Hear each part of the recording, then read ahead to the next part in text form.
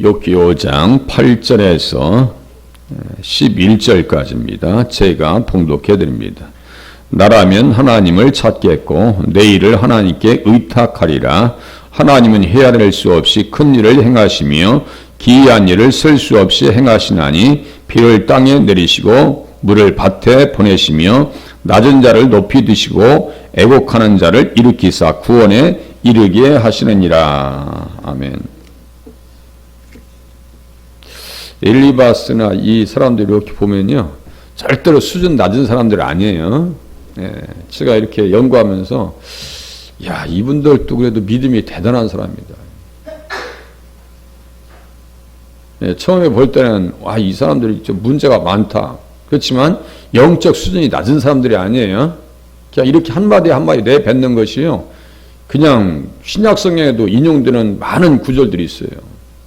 어떤 목사님이랑 제가 대화하면서 틀린 건 틀린 거야 하면서, 그러면 욥기를 가지고 어떻게 설교할 수 있겠느냐 내가 반문했어요. 신약의 많은 구절들이 욥기에 있는 말씀들을 뭐 엘리바스의 말씀도 인용하고 그러는데, 한 이야기를 인용하는데 그걸 다 우리가 어떻게 해석할 거냐 그러면 할 말이 없는 거예요. 실론적인 이야기에 있어서 틀리질 않아요. 지금 적용이 잘못돼서 그렇죠. 네. 하나님을 찾는 게 당연하죠. 이 본문에 보면 나라면 하나님을 찾겠고, 하나님을 찾아야 되는 거 맞죠? 문제가 있을 때 찾아와야 돼요. 하나님 앞에 찾아야 돼요. 찾지 않으니까 그냥 하나님 앞에 매를 맞고 혼나는 건 맞아요. 그런데 방향이 지금 잘못돼서는 거예요. 지금 욥에게는 어떤 말씀이 필요한 거예요? 위로의 말씀이 필요한 거예요. 책망하시는 하나님보다는 위로하시는 하나님을 소개해 주는 것이 훨씬 낫겠다 이거예요. 우리를 또 사람들과 대화할 때 웬만하면 위로해 주는 게 좋죠. 막 책망하고, 아, 문제가 있으니까 그 문제가 있는 거 아니야? 라고 이렇게 들이대버리면요, 누구든지 할 말이 없어요.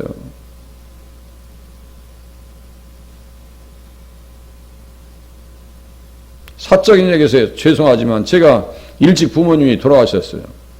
주변에서 부모 없이 자란 사람이라고 하는 말을 들을까봐 늘 내 자신을 관리하려고 노력했어요.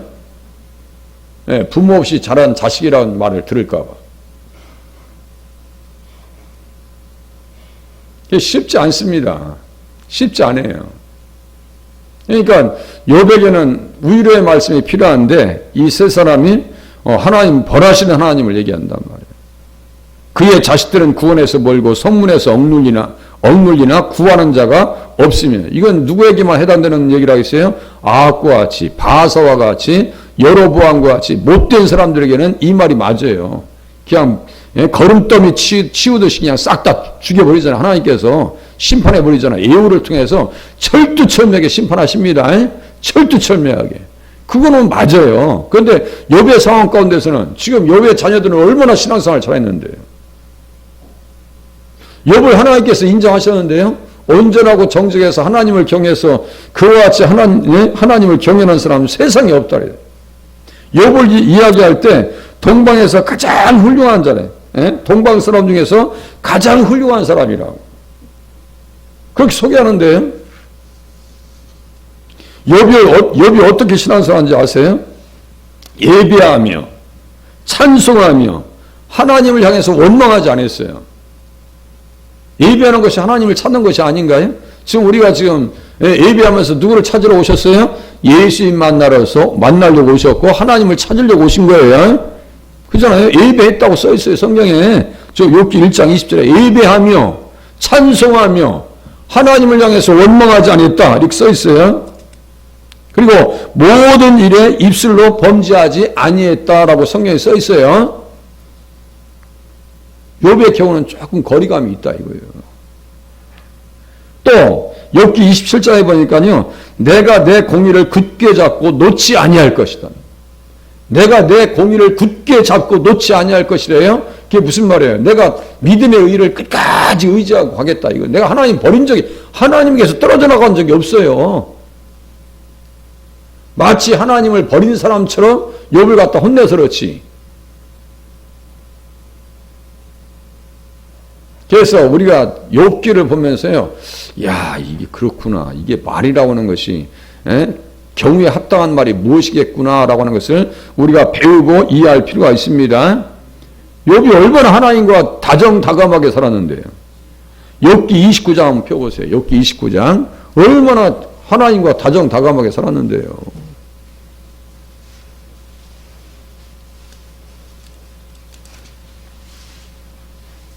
그때의 그때 29장 3절부터 보세요. 2절부터 보시면 풍자하여 이르되 이렇게 써있단 말이에요. 풍자하여 비유를 통해서 얘기합니다. 나는 지난 세월과 하나님이 나를 보호하시던 때가 다시 오기를 원하노라. 그때 그의 등불이 내 머리에 빛이었고 내가 그의 빛을 힘입어 암흑에서도 걸어 다녔느니라. 빛 가운데 살았다니까요.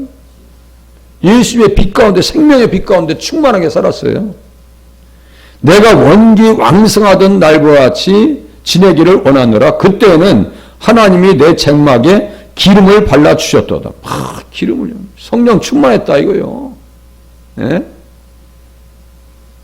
그때에는 전능자가 아직도 나와 함께 계셨으며 나의 젊은이들이 나를 둘러 있었으며 아직도 나와 함께 계셨으며 지금도 함께 계셔요. 그죠? 지금 함께. 우리가 가장 고통스럽고 힘들 때도 주님이 함께 하신다니까요. 우리는 착각해서 하나님이 나를 홀로 놓고 그냥 버리셨는가 보다. 그게 아니에요. 엘리야가 그랬어요. 기도하고 막 갈멜산에서 승리했습니다. 그런데 나만 남았습니다. 그래, 나만. 죽기를 구하고 말이죠. 이제는 내 생명이 다 있으니까 이제 내 생명을 거두어 가시옵소서. 이렇게 기도한단 말이에요. 7절 보세요. 그때에는 내가 나가서 성문에 이르기도 하며 내 자리를 거리에 마련하기도 하였느니라. 나를 보고 젊은이들은 숨으며 노인들은 일어나서 서며 유지들은 말을 삼가고 손으로 입을 가리며. 욥이 함부로 말한 사람들이 아니라고요. 이게 얼마나 자기 자신을 관리 잘했냐고 보세요. 한번 욥의 과거를 보시라니까. 젊은 사람들이 어떻게 했어요? 숨으며 노인들은 일어섰다. 얼마나 신앙생활을 잘했어요. 11절 보세요. 또 나옵니다. 귀가 들은 즉 나를 축복하고 눈이 본 즉 나를 증언하였나니. 야, 욥처럼 훌륭한 사람이 없어. 응? 막 가만히 들어보니까 나를 축복하고. 대부분 있고 권력 있는 사람들은 좋은 말 듣기가 쉬워요, 어려워요? 어렵습니다. 그죠? 어려워요. 특히 부자들. 세상에 돈 10원짜리 하나 계산하는 거 보면요. 무서워요. 그러니까 부자 됐겠죠. 부자 됐으면 베풀었으면 좋겠는데 욥처럼 베풀질 않아요. 그죠? 욥처럼 베풀지 않는단 말이에요.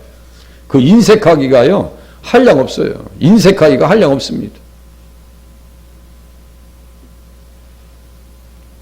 그렇게 부자인 사람이 명절 때 직원에게 30만 원밖에 안 주더래요. 30만 원밖에.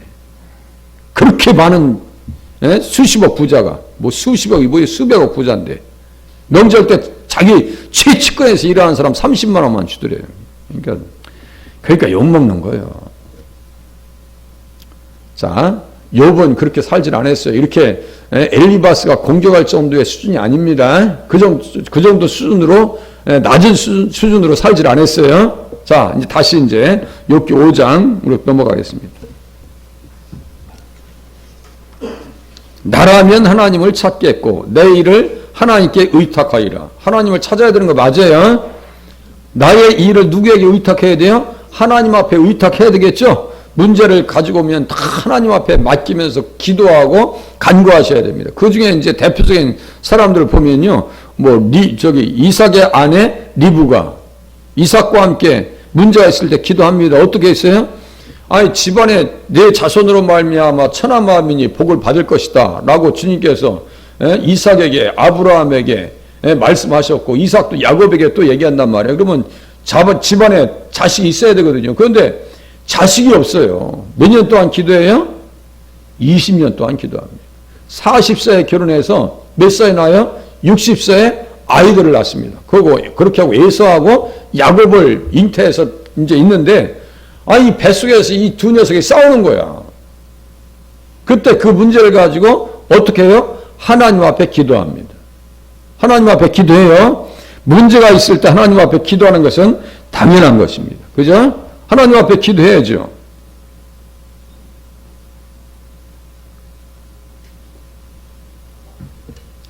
또 우리가 신앙생활 하면서 기도하면서 이렇게 간극이 느껴질 때가 있어요. 정서적인 뭐라 할까요? 하나님께서 꼭 나를 버리신 것 같은 착각 속에, 욕구와 같이 착각 속에 들어갈 때가 있습니다.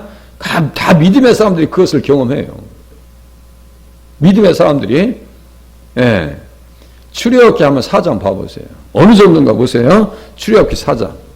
다 한 번씩 경험합니다.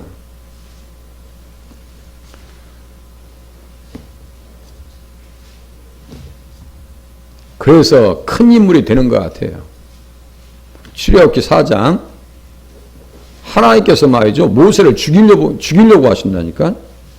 출애굽기 4장이요. 24절.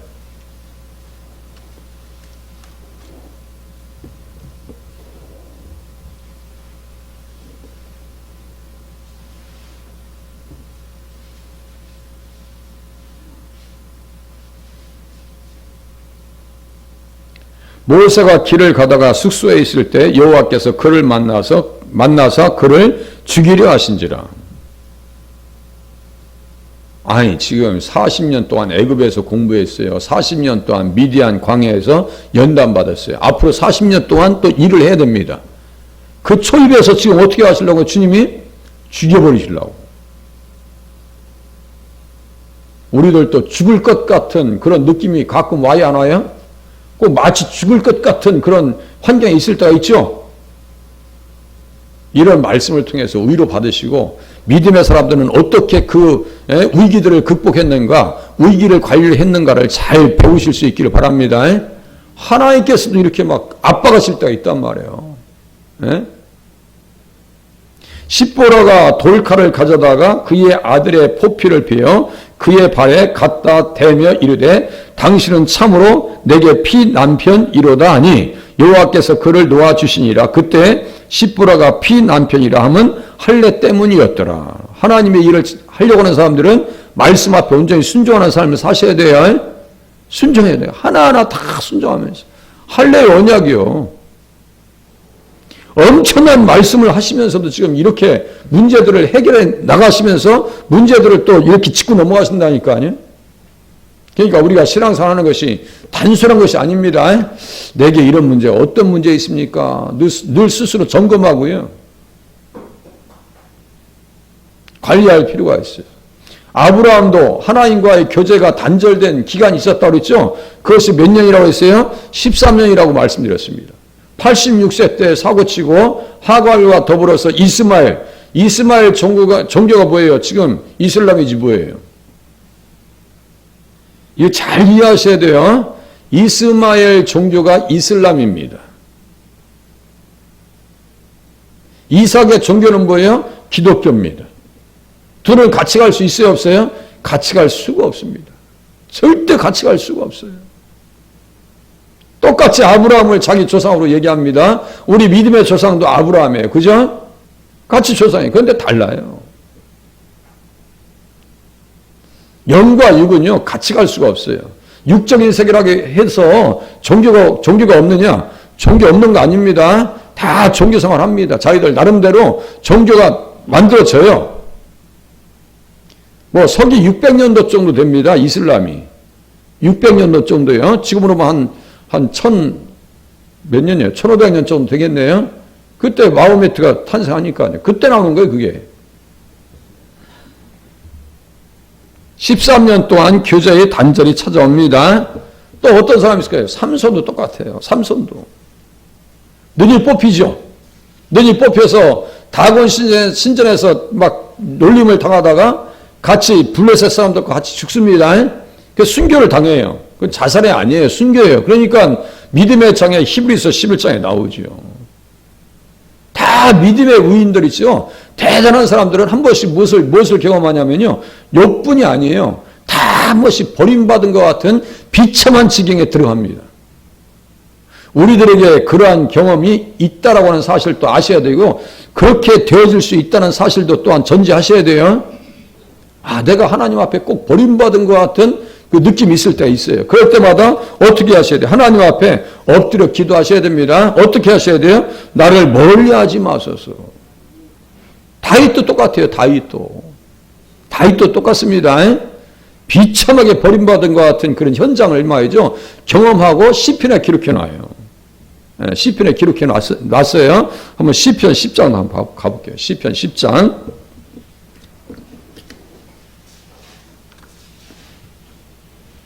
이 성숙의 과정입니다. 고난은 축복을 가장해서 옵니다. 고난은 축복을 가장해서 옵니다. 시편 10장 보세요. 1절. 여호와여 어찌하여 멀리 서시며 어찌하여 환난 때에 숨으시나이까. 지금 욥도 다윗도 이 경험을 하고 있죠. 예수님도 십자가에서 버림받으셨어요. 어찌하여 나의 하나님 어찌하여 나를 버리셨나이까. 야, 저가 엘리야를 부른다. 에? 하나님이 어떻게 하는가 한번 보자. 지금 그렇게 나와요. 그래서 욥의 고난은 누구의 그림자라고요? 예수님의 그림자다. 우리가 이렇게 확인할 수 있습니다. 예수님의 그림자다. 다윗도 똑같아요. 예. 악한 자가 교만하여 가련한 자를 심히 압박하오니 그들이 자기가 베푼 꾀에 빠지게 하소서. 이 악한 자 중에 대표적인 사람이 누구요? 사울이지 뭐예요. 자기 꾀에 빠지죠. 자기 칼에 자기가 죽습니다. 이렇게 자기가 버림받은 것 같은 그 현장에 있다 할지라도 하나님께서는 어떻게 하신다고요? 버리신 것이 아닙니다. 내가 그렇게 느낌이 오고 내 삶 속에 그렇게 환경이 그렇게 진행되어지고 환경이 그렇게 만들어진다 할지라도 하다못해 내 육신이 하나님의 뜻대로 되지 아니한다 할지라도 여러분들 욥이 병들었을 때 기도했겠어요? 안 했겠어요? 얼마나 기도했겠어요? 에? 하나님 고쳐주세요. 에? 바울도 그래. 사도 바울도 고린도후서 12장에 병이 왔어요. 자기가 기도할 때는 다 고침받는데 자기 병은 말이죠. 이 사탄의 가시라고 하잖아요. 사탄의 가시. 병이 안 고쳐져요. 그 나중에 하나님 앞에 굴복합니다. 약한 데서 능력이 온전해지는 거예요. 하나님께서 어떻게 말씀하시는지 어떻게 나를 관리해 나가시는지 우리 스스로 깨달을 수 있는 그러한 지각의 문이 열리실 수 있기를 바랍니다. 자꾸 깨달으셔야 돼요. 그래서 이 믿음의 사람들의 그 발자취를 우리가 봐야 되는 이유가 여기에 있는 거예요. 자꾸 들여다보고 또 보고 깨닫고 그래야 신앙생활을 잘할 수 있는 거죠. 조금만 문제가 와도 그냥 꼭 버림받은 것 같은 비련의 주인공처럼 행동하시면 안 된단 말이에요. 좀.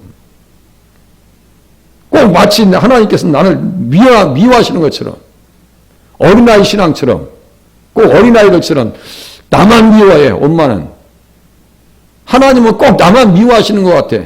옆에 집사님 권사님 기도를 들어주시는데 나의 기도만 들어주시지 않는 것 같아. 저 또 사적 발언할게요. 제가 신학교 다닐 때 말이죠. 얼마나 공부를 하고 싶고 말이죠. 청소하면서 하나님 나 공부 시켜줄 거야 안 시켜줄 거예요? 남들은 낮에 캠퍼스에 가서 정말 편안하게 책만 붙잡고 있는데 나는 일을 하면서 공부를 해야 되고 말이죠. 신학교는 야간 다니면서 낮에는 일해야 되고 MT요? 가본 적이 없어요. 수업료요? 제대로 내본 적이 없어요. 막 원망하면서 하나님 어떻게 할 겁니까? 제 마음속에 깨달음이 와요. 감동이 와요. 야, 네가 급하냐 내가 급하냐. 가만히 생각해보니까 내가 더 급하지 네가 급하냐? 이런 마음이 와요. 이런 깨달음이 와요. 이렇게 쭉 지나면서 그 감동이 만나 보면요. 그 감동 주시는 것이 맞아요. 나보다 하나님이 더 앞서가신다니까요. 나보다 하나님이 더 앞서가신다고요. 지금에 돌아와서 볼 때는요. 그때는 힘들었지만 지금 어떻게 하냐면요. 그 과정 때문에 감사하는 거예요. 그 과정이 있으니까. 지금은 누구보다도 공부 많이 할 수 있도록 주님이 강권에서 몰아세우십니다.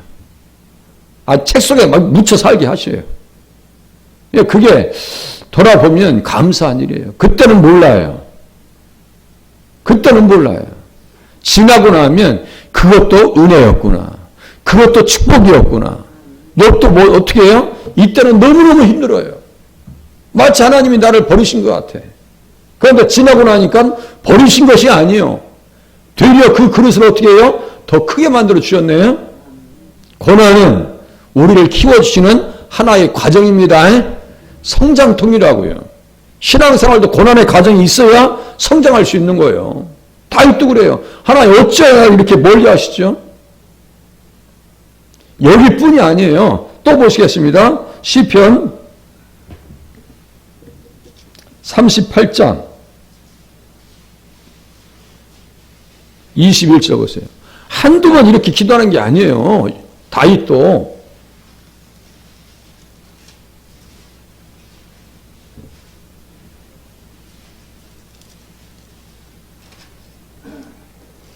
맨 끝에 보세요. 여호와여 나를 버리지 마소서. 나의 하나님이여 나를 멀리하지 마소서. 속히 나를 도우소서. 주 나의 구원이시여. 다 이 과정을 겪는다고요. 그래서 이제 엘리바스는 이제 일반적 은총을 가지고 이제 또 이제 욥을 이제 위로해주고 책망도 하지만 신론 가지고 일반 계시를 가지고 욥을 또 몰아세웁니다. 이제 보세요. 다시 욥기 5장 또 가보시겠습니다. 9절. 참 바른 말을 하면서 얘기하니까 힘든 거예요, 이게. 바른 말은 하면서 욥을 막 그냥 몰아세우니까 힘든 거예요. 그러니까 참 욥기가 재미있으면서도 이렇게 분별해 나기가 쉽지 않습니다. 보세요. 욥기 5장 9절. 하나님은 헤아릴 수 없이 큰 일을 행하시며 기이한 일을 셀 수 없이 행하시나니. 맞아요, 틀려요? 맞습니다. 비를 땅에 내리시고 물을 밭에 보내시며. 맞아요, 틀려요? 맞아요. 낮은 자를 높이 드시고 애곡하는 자를 일으키사 구원에 이르게 하시느니라. 다 맞는 얘기예요, 지금. 좀 전에 제가 말씀드렸죠. 이 사람들 연구하면서 하는 얘기예요. 5장 끝에 보면요. 볼지어다 우리가 연구한 바가 이와 같으니 너는 들어보라. 그러면 내가 알리라. 우리가 연구한 바가 이와 같으니라. 연구하면서 얘기한 거예요, 지금. 그러니까 제가 말씀드렸죠. 엘리바스나 빌닷이나 소박 이 사람들은요. 수준 낮은 사람들이 아니에요. 절대 우리 수준보다 낮은 사람들도 아닙니다. 착각하시면 안 돼요. 그래서 제가 이분들요. 야, 대단한 사람들이다. 대단한 분들이다. 이거예요. 그렇게 하고 지체가 높으신 분들이라 있죠. 왕들이요. 이 사람들은 왕이요. 예나 지금이나요. 왕이라고 하는 것은 그냥 일반적인 공부하는 사람들이 아니에요. 하다못해 아합의 자식들도 왕의 아들들 70명이 공부하다가 죽었죠. 가리키는 사람들이 죽인 거예요. 그게 70명을. 그 못된 아합도 말이죠. 자식들을 어떻게 관리해요? 공부를 무진장시킵니다. 공부를 말이죠. 계속해서 정권을 유지하려고. 이 사람들 일반적인 사람들이 아니에요. 공부를 해놓았고 그러니까 다스리죠. 백성들이 어떻게 왕이 어떻게 백성들을 다스리겠어요?